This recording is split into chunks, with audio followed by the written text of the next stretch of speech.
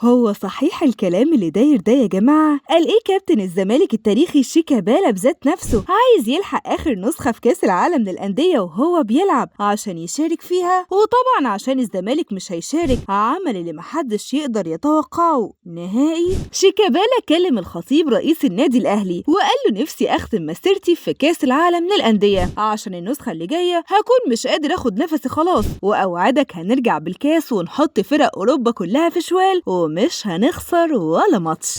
الخطيب رد عليه وقال له ما احنا لو خسرنا وطلعنا بفضيحة هتبقى أسوأ نهاية يا شيكابالا ليك، وهتلاقي جمهور الأهلي والزمالك هيستلموك سوا تريقة، وهتبقى أول حاجة يتفق عليها الجمهورين. هو اللي ناسي هم عملوا إيه في عصام الحضري لحد دلوقتي؟ سيبني دلوقتي يا شيكابالا وأنا هدورها في دماغي، أنت لاعب عالمي وأكيد لازم أستفاد منك. الخطيب فكر في فكرة جهنمية وقال له أنا هحطك مكان بيرسي تاو ومحدش هياخد باله، كده كده الواد حالق شعره وشبهك وانت بتجري، والناس هتبقى قاعدة مفكرة ان بيرسي تاو هو اللي بيلعب. راح شيكابالا قال له طيب وبيرسي تاو الحقيقي هنعمل فيه ايه؟ ده ممكن يفضحنا ويقعد يتصورج ويلم علينا الناس. قال له دي تفوتني يعني، ما احنا هنودي بيرسي تاو الزمالك كأنه انت، وكده كده مش هيحس بفرق لانه هيقعد على دكة الزمالك زي ما كان قاعد على دكة الاهلي. وكمل الخطيب كلامه مع شيكابالا وقال له انا هلعب اللعبة دي عشان نيتي خير وخليك تشارك في آخر كاس عالم للأندية هتحضره وانت بتلعب، بعد كده هتشوفه على القهوة زيك زي أي حد وربنا يستر وما نتقفش. شيكابالا رد عليه وقال له بحبك يا خطيب، طول عمرك صاحب واجب وابن أصول يا كابتن بيبو، وأنا عشان عارف إنك بتحبني كلمتك وطلبت منك الطلب ده عشان بعدها أعتزل واتجه للتدريب وأطلع لعيبة صغيرة تشيل 6 من الأهلي ونكمل مسيرة النادي. شيكابالا قفل المكالمة مع الخطيب